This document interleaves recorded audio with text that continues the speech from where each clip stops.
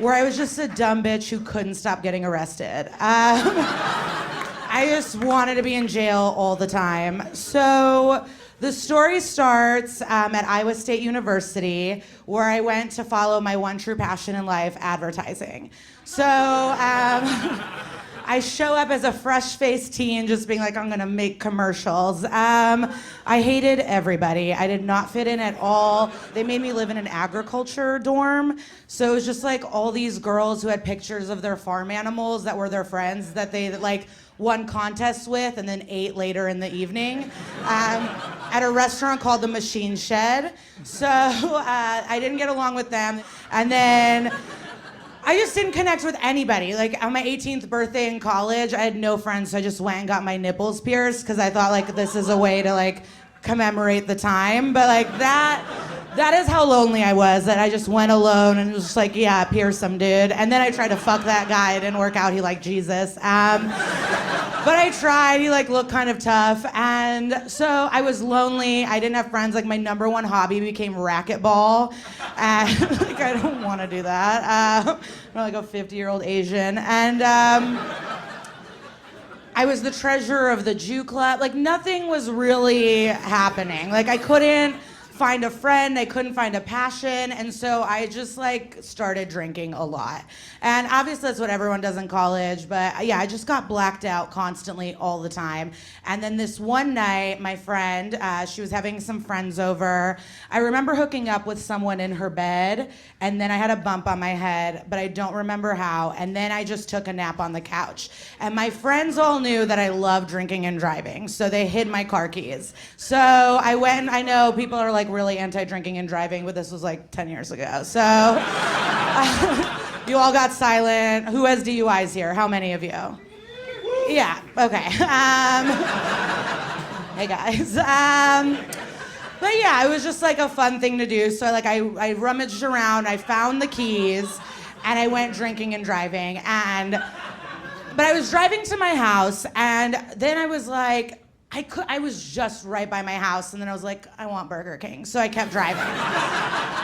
And 2 blocks from my house, I get pulled over, and I just act like the dumb white bitch I am, and I'm just like, I know my rights, I have a lawyer, like calling my dad and being like, I'm not drunk, but like, yeah, it's a problem. So they take me to jail, they put me in the drunk tank, which I'm kind of into because I love the aquarium, and I felt like I was in one, so I was like, okay with it. And I did feel really bad about myself. Drunk driving sucks. You can kill. Like it was really an embarrassing, sad time in my life. And I was like, things need to change. I need to become a better person. So I went to AA, and then I was like, oh, I'm better than everyone here. So I never went back to AA. But, you know, I was like depressed and, you know, just like really introspective. I probably read some books or two, and I was really trying hard to be sober and not be like a wild gal. And my friend Shannon at the time, she had a lot of problems too. She was trying to be sober. Now we all know it's because she is a lesbian and she was like hiding her true self. You know what I mean? It's like, but we all should have known she had this ponytail that was like gelled really tight with like right in the middle of the head, you know? Like, no casual girl loves soccer that much. So he should have known, but so she was having weird problems, like figuring herself out. I obviously was not in the right place in life, but wasn't mature enough to be like, I need to get out of here. And she called me one day, this was 3 weeks after the first arrest, and she went, hey, do you want to have a sober night out and we'll go to the gymnastics meet? We had an amazing gymnastics team. And I was like, absolutely. So I went to her dorm room, and before we went to the gymnastics meet, she went, I mean, we should have one drink. I was like, yes, yes. So the next thing I know, the bottle of Parrot Bay is gone. And I'm not sure what kind of liquor it is, but it's clear and there's a fun bird on it. We drank it. And then I just remember us just wanting more. And so like we're walking through the girls' side of the dorm, just like getting as much booze as we can. And then I remember my crush on this Woodsy boy, like he lived in the dorm as well. So I was like, we gotta visit Woodsy. And so we go to his dorm, and this is the thing, like, I was pretty drunk, so I don't remember the exact details, but I just remember everyone's face of disappointment. Like, nobody wanted us there. And we were just like, just classic drunk girls, a lot of leaning and complimenting. And then,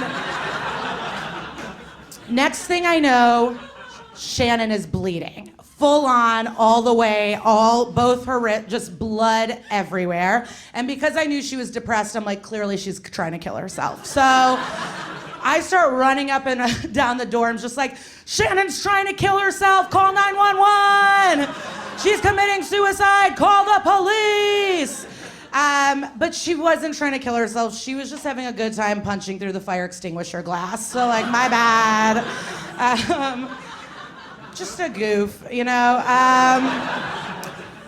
So we get back to the dorms, we clean her off, she's laying, life goes on, a knock on the door, I open it, it's the cops, and I'm like, oh, no thank you. No. So I just close the door in their face, but it's like flimsy dorm doors, so they're able to come in easily. And I just start shoving these men. I'm just like, no thank you. Just like, no, just as all my might. You're like, yeah, thank goodness you're white. You would not be here today. And I feel the same way. And so I'm just shoving these guys. I'm elbowing them. They finally get me into the hallway and go into the dorm to help Shannon. And I just start screaming, kick him, kick him, kick him. So she's kicking these cops. And I'm screaming in the hallway, and I'm sure the cops were like, we're trying to help a girl trying to kill herself. What is that? I'm sure they're like, oh, we're doing the Lord's work or whatever. Someone's trying to kill themselves, and these bitches are just yelling, kicking, and shoving them. So the cops were actually very, very nice to me, and they're like, hey, we know you're having a wild night, it's fine. Just call a friend. If you have any sober friends to pick you up, you don't have to go to jail. But it's the middle of Iowa on a weekend. No one's fucking sober, okay? What are you there's horses on the campus. We're bored, okay? There's nothing to do. So none of my friends were sober, so I had to go to jail. And as soon as I figured that out, I just, instead of being like, oh, please, please, please, I went, if you were smart, you'd be a detective. You should have gone to college, you hillbilly trash. You just couldn't graduate from high school, you losers. So they handcuffed me pretty tight, and then to really stick it to them, I went limp, and they had to drag me into the police car. And they took Shannon off to the hospital, and I'm in jail again. And then I wake up in the middle of the night, Shannon is in jail. So, Shannon, why are you in jail?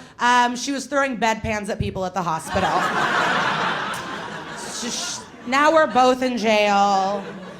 My sister, back home in Skokie, finds out about this. I call her. Her and her husband drive 10 hours in a blizzard to Iowa to bail me out of jail. And they're like, you clearly don't know how to live on your own, so we're taking you home. And then they got me a Big Mac. So full circle, I finally got my cheeseburger at the end, But so we go back home, and then I followed my next true passion in life, data entry. And it was so depressing. So I was working in data entry, and I got a really bad haircut with layers, with blonde hair, and they over-texturized it, so that's upsetting. And then I was living at my parents' house, and just so sad. So I just I didn't learn my ways. I just kept drinking so much, and I just kept being a mess to society. And then it was the White Sox home opener, and this is the year after they won the World Series. So this was an exciting day. And when they went to the World Series, I got acrylic black nails that said White Sox in white letters with diamonds on them. So you can imagine. And so we are pumped. It's my friend's 21st birthday. We are going to the White Sox game. This is a whole new life. We're back in Chicago, And I got arrested third inning. I know you're all... You're all wondering, oh my God, what did you do to get arrested? I don't know. No idea. All I remember is the same faces of disappointment as the party and the dorm room and just everywhere. And so as I came to from my blackout, they let me out on my own recognizance, which, no, I was so drunk. And all I could remember is my friend's address, and she lived at 420. I got in the cab and I went, take me to 420, sir. And so we went to 420, and I'm sorry, this is so embarrassing. I didn't pay him, okay? I just ran away. And so I was like grappling whether to be honest or not, but we're here, so I ran away. And I get to my friend's house, and the whole time I'm thinking like, oh, I'm gonna get so much sympathy. Oh, I'm so sad. I keep getting arrested. Poor me. I'm a menace, you know? And she's midway through an abortion pill. Yeah, gasps. But some of you don't know you can have at-home abortions. So she's midway through an abortion, and so then I had to give her attention. What a cunt. So annoying. But, you know, and I haven't been to jail since, so it's been 11 years. Thank you. Yeah. And I guess the lesson of this truly is no matter how bad life gets, just know that someone's at home in the middle of an abortion. So it could be worse. All right, thanks so much, you guys.